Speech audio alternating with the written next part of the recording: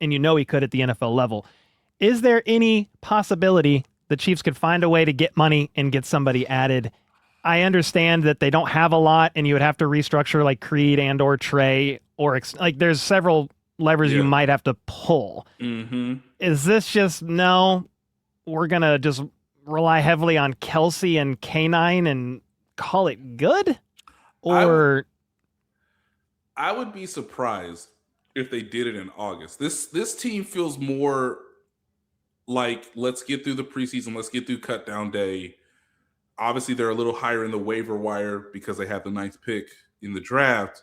I would be surprised if they made a move that felt sort of sudden, like before the first preseason game or maybe after the first preseason game. That even removes the money aspect of it, which, again, they're going to have to come to their own terms about that because, as we talked about the cornerback position, I know there's been a lot of discussions in the offseason earlier about maybe adding an additional pass rusher.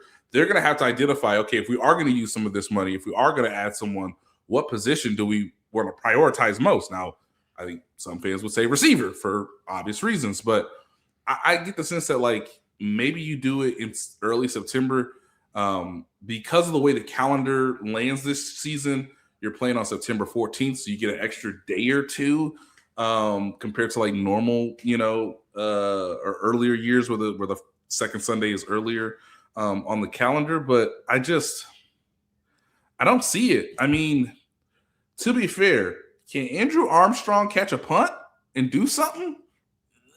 I don't know. One of the reasons that I think Dave Toub was putting Cyrus Allen out there was because he has a talent and a capability to do all the things on special teams. He was going to be someone that they probably gave the ball or said, hey, we know what we have in Nico in terms of kickoff return. Let's see what Cyrus Allen and Brashard Smith do as like possible number 2 options. Or do we want to put Cyrus Allen back there as a punt returner because he has pretty good body control. He's a very good route runner. He's got a little bit of a shiftiness to him. So it makes sense as to, now I don't know about Gunner. That's a whole different discussion. But at least you can see the special teams plus player addition of Cyrus Allen. I mean, is Andrew Armstrong this year's Jason Brownlee? Potentially. But that doesn't necessarily mean he's going to I don't even know if that means he's going to be dressed on opening night. I'm like, he caught like one pass, so I don't know if that instills a ton of confidence in me with some of these guys, even though, yeah, they're trying their best. On this note, though, Mitch, I think you maybe wanted to touch on this. How crazy is a former player for you, years in the NFL, to see a 5th-round wide receiver working in as a gunner on special teams 4th day of training camp? I know a lot of fans did not like that. And the context is, well, you have a receiver that's showing out, a wide receiver room that's banged up. Why not hold back on him? What is your thoughts on that and kind of your pushback to seeing a 5th-round rookie wide receiver working in on special teams before the pads have even come on? Yeah, I mean, I get that we're all frustrated that he got injured doing that drill. Was anyone upset that he was doing it until he got injured? No. Have we seen any other receivers, DBs, linebackers get injured the first week of training camp before pads come on doing these types of drills? No, this isn't an inherently dangerous drill. One of the guys did the wrong thing. I think Cyrus was maybe the one that did the wrong thing and ran into the other guy or caused the situation. But it's not an inherently like dangerous thing to do. So yeah, he's showing out for 3 days of practice and for 3 other days against his other rookies. And the best guy he was going to go against isn't practicing in full right now with the yellow jersey like we talked about. So there's an element of like he's showing out, but he's still the 4th receiver. We have no idea what it's going to look like when the pads come on and physicality comes out. As good as the guys looked, like you just don't know. This is what practice is for. And guess who did gunner work in NFL action in live duty in 2016 as a rookie? Tyreek. We're not relitigating that, saying, oh, how dumb were they? He was, so good. Like he did it in games. He didn't get hurt. I get that the body types might be different and all that stuff, but like you have to practice stuff. Also, if he's the 4th or 5th receiver, come week 1 and we dress, what do we usually dress? 5 of them on game day? Usually, yes. How many guys are going to be capable gunners on game day? And then what if 1 or 2 of them gets injured? Like don't you need to have backups to the backups on special teams? Like, you need to be prepared. So using the first week of training camp to figure out what a guy's capable of in a lower tempo situation, like, that is the time to test that out. Yeah, it would be great if, like, we could just not play guys on special teams and not, give guys more reps and all that stuff. But I think we're judging the result. We're not judging the process. I think the process was probably fine. And we're way too ahead of ourselves in terms of anointing him off of a week of practice before pads have come on, before he's, touched the football with a guy in pads trying to get after him. So, yeah, you can, see the laughter and the giggles of the other two guys here.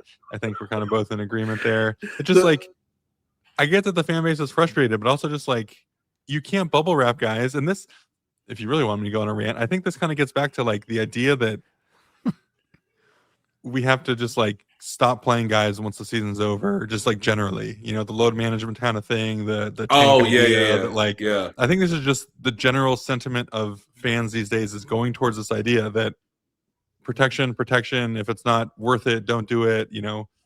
It kind of ties into that mentality just a little bit for me. I know it's totally different, but I kind of got that vibe. Yeah. Just like, why wouldn't he be practicing a thing that he might have to do on game day that would be valuable for the team to have? Like, when you put it that way, it just seems so obvious. Well, that's exactly I think in a different way that Dave Tobe tried to explain it, even though he knew, holy smokes, he's good. The best thing about it was he was like, no, guys, I don't think you realize, like, and I quoted him and it's on ESPN.com, but like, Dave Tobe was like, he's been good for me on special teams. That's why he's one of the first guys doing the gunner drill to begin with, right? So we have Nico back there. He's your veteran punt returner. He's not supposed to catch the punt. He's supposed to just give you the simulation of, hey, avoid the guy, make the, obviously down the ball before he gets to the goal line. I think Matt Ariza's quietly gotten better at that, which is why, again, I don't know. We don't have really. I don't think there's any video of what actually happened. We got video after he was. No. There's video. You guys just aren't going to be able to see it. Well, there's no media or fan video. Not from the team. Yeah, the Chiefs. They may have already burned that bad boy. But like, we don't have fan video. Yes, that's a good point, Mitch. We don't have fan video. Reporters or videographers are not allowed to shoot during that period. You know why there's no fan video? Because it's a gunner drill in training camp when pads aren't on. It is not noteworthy. It is not something we watch. It is not something we film. And that's how podcast gold is made. Look, yeah, I was just happy I had my head up, because sometimes I'm taking notes and writing things down in my notebook or tweeting out other information. In some ways, I want to say, hey, Kyer, can you like shout that like I'm getting the ball? But again, I don't know. I mean, does it depend on what side of the field the ball was sort of being placed? Good question. But thankfully, Cyrus is going to be okay, and that we're going to see him, I would say, less than a week. I feel more confident about him than maybe, hey, if you want to give Xavier Worthy a full week, that's fine. It's a shoulder. It's been the thing that he had all of last season. So I understand that too. But yeah, Dave Tobe being like, well, Travis Kelce plays special teams. And I was like, oh boy, Dave, don't go down this hill. But he's right. Yeah. He's right. I think the McDuffie played a little too. Defensiveness of the reaction probably didn't help.